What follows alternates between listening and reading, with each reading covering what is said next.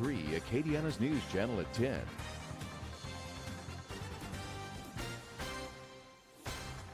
We are pilgrims on a journey, brothers, sisters on the road. We are here to help each other walk the mile and bear the load. I will hold the Christ light for you in the nighttime of your fear. I will hold my hand out to you, speak the peace you long to hear. Eternal light shine upon you, O Kathleen. May perpetual light be upon you, and may you rest in peace. Governor Kathleen Blanco is laid to rest after a massive Christian burial at St. John's Cathedral in Lafayette. Good evening. Thanks for choosing Acadiana's News Channel at 10 o'clock. I'm Chris Welty. Governor Kathleen Blanco is being remembered for her authenticity, compassion, and love, as well as for the impact she had on the state and those she met.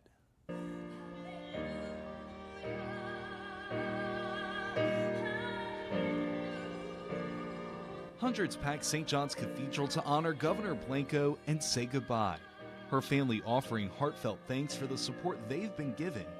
Each of her children commemorating their mother's legacy. To be in her life meant that you received patience and kindness from her. She celebrated your victories, never wishing they were hers. She did not boast. She was instead so humble. Carmen Blanco Hatfield says her mom made faith and family a cornerstone of her life, even in politics. Monique said it best when she remarked one day while we were traveling with Mom to an event. She said, you know, people like Mom, they have people. You ever noticed we're Mom's people? I was like, you know, that's a really good way to put it. And that just stayed with me forever. When I looked at my mom, I always knew I was one of her people. Blanco's daughters say their mom had a way of changing lives. Mom was good at both politics and government, but her ability to govern is what defined her. She was not in it for money or power, and I don't have to tell any of you that. She was simply in it to do good things. The secret, which is not really a secret, to her success was her ability to govern within her faith.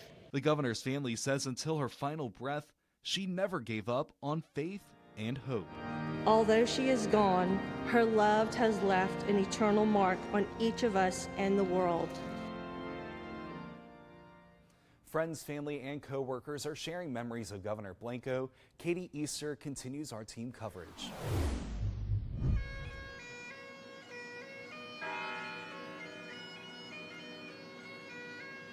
In a large crowd that honored Governor Kathleen Blanco were family, friends, and even strangers. A New Iberia native like Blanco, Dominique Woodford, says she was in high school when she watched as Blanco was sworn in as governor. And I thought it was important that I show support for our first woman governor. I thought it was just influential in my life. She and her friends say today's messages were touching. The gift of time we had and the lessons learned are ones I will cherish for the rest of my life. And her children sharing how she still was more concerned for their well-being during transition, which is very thoughtful and just sweet, and showing what kind of nature that she had. Longtime friend Melinda Mangum attended today's service. She says today's turnout meant a lot to her personally. My heart is full. I am just overwhelmed with the love that you see from everybody for the Blanco family, that they have given so much to so many. On her blouse, a bee pendant, something many in the crowd were also wearing. Governor Blanco was known as the Queen Bee. Mangum says a while ago, a senator told Governor Blanco she was nice until you did something she didn't like. Then she would sting. There was a sense of strength about her always, and she used that strength with compassion and courage. Following the Mass, Governor Kathleen Blanco was then taken to her final resting place. In Lafayette, Katie Easter, KTC, TV3.